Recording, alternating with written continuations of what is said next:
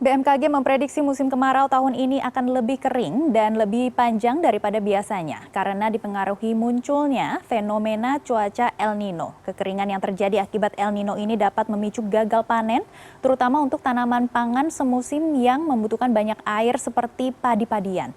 Adapun menjelang puncak El Nino tahun ini, harga beras di Indonesia tercatat merangkak naik. Untuk membahasnya sudah bersama saya melalui sambungan virtual pengamat pertanian Asosiasi Ekonomi Politik Indonesia, Kudori. Selamat pagi, Pak Kudori. Pagi, Mbak Maggie. Ya, Pak Kudori, panel Badan Pangan mencatat harga beras medium hari ini naik ke Rp12.110 per kilogram. Rata-rata nasional harian di tingkat pedagang eceran. Lalu apa penyebabnya harga beras ini terbang terus ke atas harga eceran tertinggi? Sebetulnya kalau kita cek dari data-data harga ya, baik yang ada di Feed Station, yang panel harga pangan Badan Pangan Nasional maupun Pusat Informasi Harga Pangan Strategis yang dikeluarkan oleh BI, sebetulnya harga itu merangkak naik sudah beberapa bulan yang lalu ya. Memang kenaikannya tidak drastis, naik sedikit sedikit sedikit, dan seperti yang disampaikan di pemberitaan tadi bahwa harga itu terutama yang beras medium sudah jauh di atas HET, bahkan di atas harga eceran tertinggi di zona 3. Zona 3 itu wilayah Maluku dan Papua ya, yang HET beras medium itu 11.800 per kilogram. Tapi yang terjadi di pasar sudah di atas itu, 12.000 lebih gitu.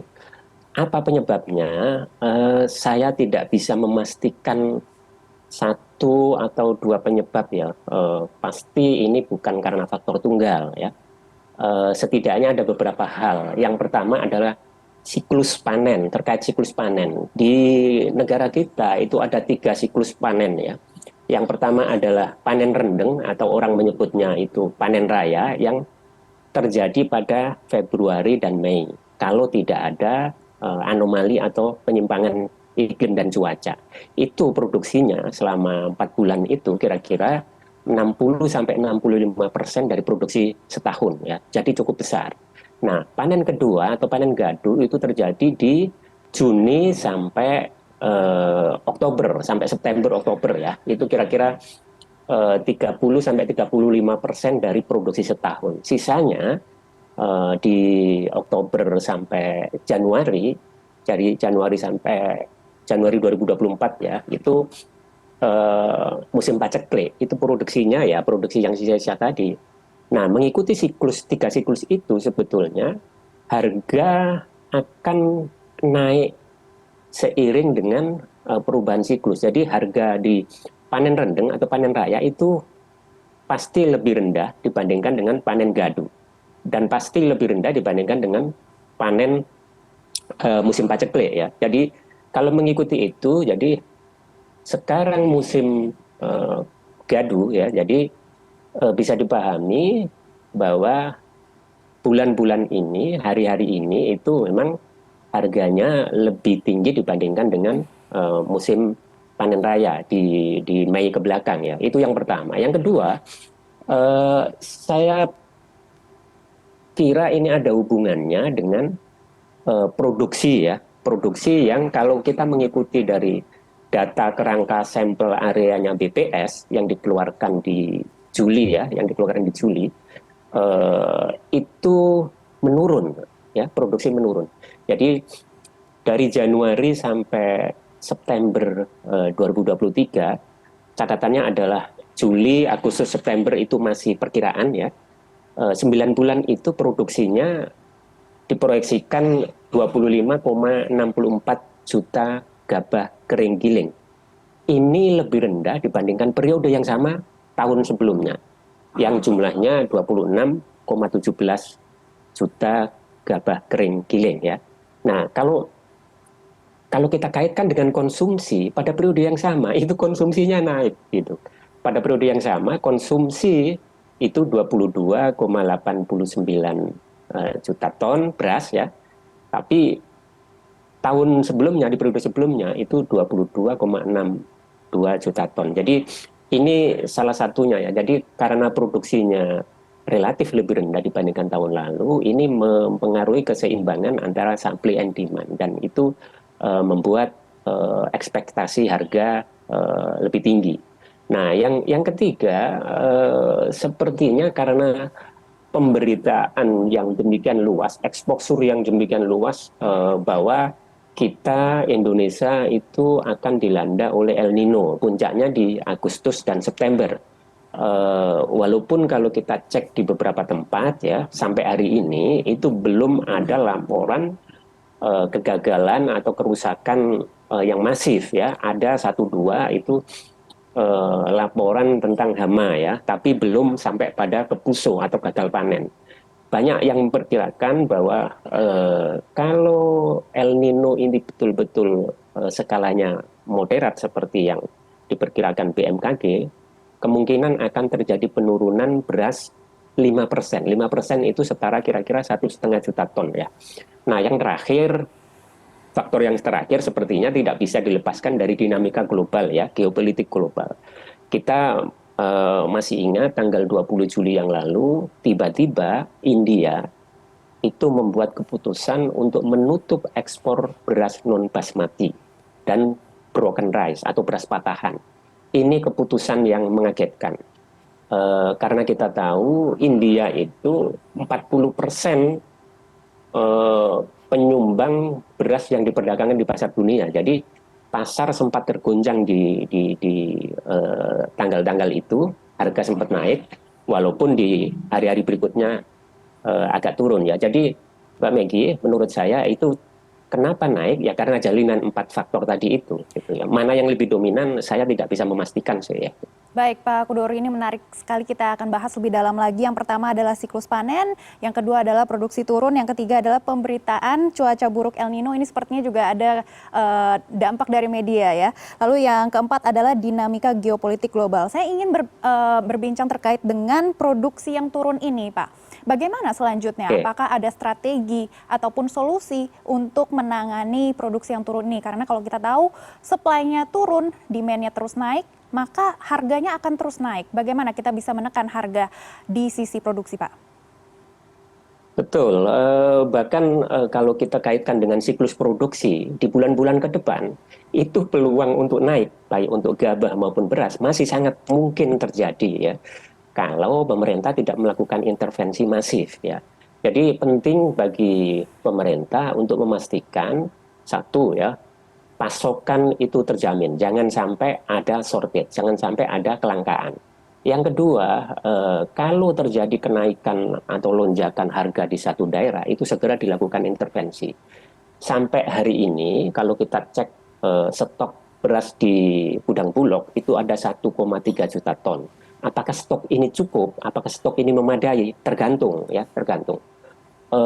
Kalau kita ikuti dari siklus bulan per bulan ya, di bulan Maret, April, Mei 2023, pemerintah dalam hal ini lewat Badan Pangan Nasional menugaskan kepada Bulog untuk melakukan penyaluran bansos beras ya kepada 21,35 juta rumah tangga yang masing-masing itu mendapatkan 10 kg per bulan. Jadi dalam 3 bulan itu Bulog harus menyalurkan kira-kira 640 ribuan ton beras ya. Kalau kita lihat di Maret, April, Mei yang penyalurannya 3 bulan ini ternyata sampai mundur sebulan sampai Juni. Itu kalau kita lihat ketika bansos ini disalurkan, harga beras relatif stabil ya, harga beras relatif stabil, inflasi juga stabil gitu. Nah, di Juli yang lalu sempat ada kenaikan walaupun nggak besar gitu ya, naik kecil. Nah, kita belum tahu di Agustus ini seperti apa, karena Juni, Juli, Agustus, September itu tidak ada bansos seperti tadi. Melihat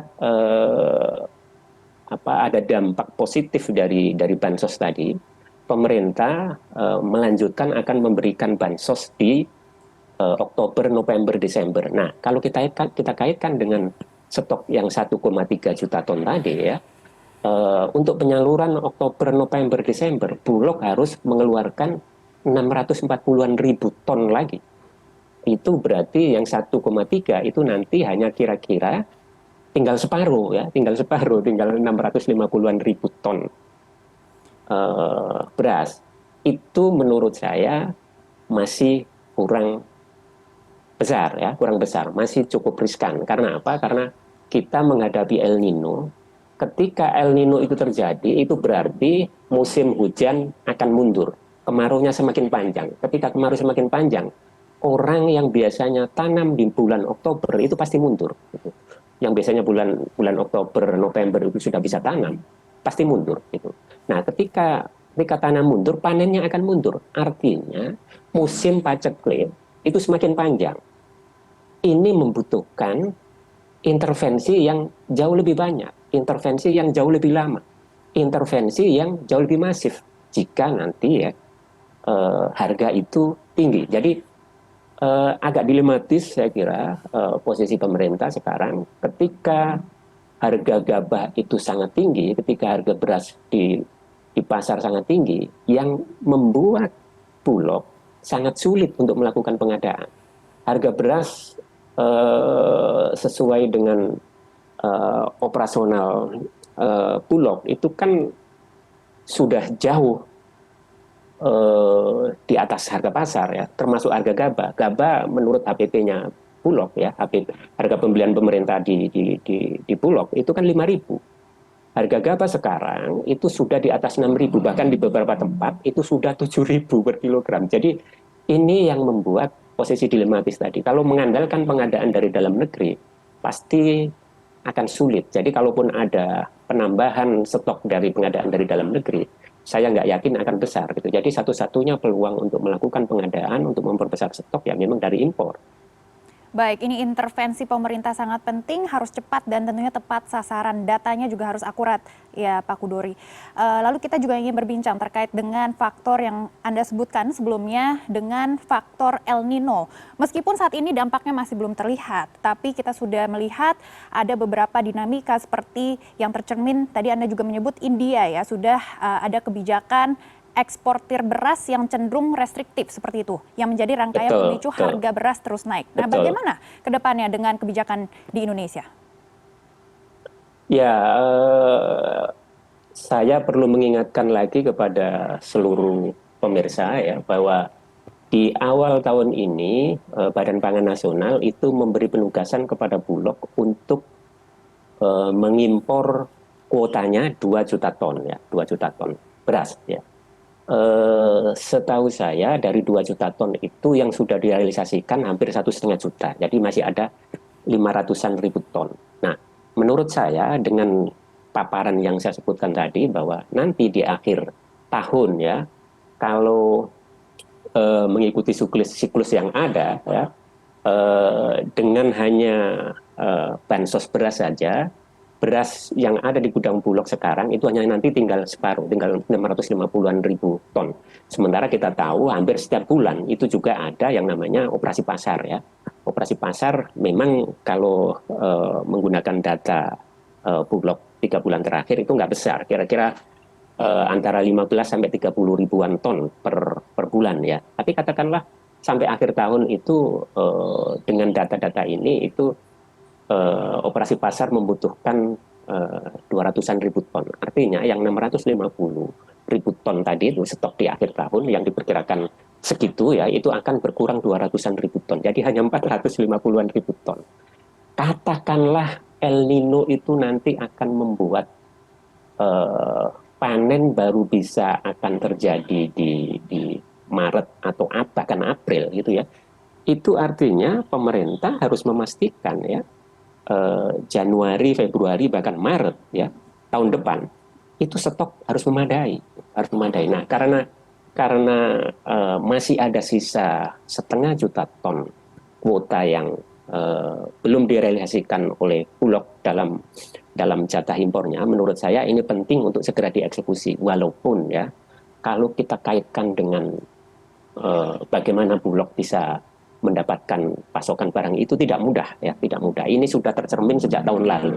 Ketika Bulog diberi penugasan untuk mengimpor 0,5 juta ton di akhir tahun ya, 0,5 juta ton beras di akhir tahun, ternyata nggak bisa dieksekusi semua pada saat itu. Sebagian justru dieksekusi dieksekusi di awal tahun ini gitu. Nah, di luar itu Pak Menteri Perdagangan Zulkifli Hasan juga pernah menyampaikan bahwa ada MOU ya dengan India dalam bentuk kontrak beli besarnya 1 juta ton beras. Nah, kalau benar ini bisa dieksekusi, menurut saya tidak ada salahnya untuk nanti kalau kita butuh itu dipastikan bisa dieksekusi ya. Tinggal saya kira Badan Pangan Nasional, Kementerian Perdagangan, Bulog dan pihak-pihak lain yang punya otoritas di bidang perberasan ini dipastikan, dihitung betul kira-kira kebutuhannya berapa gitu.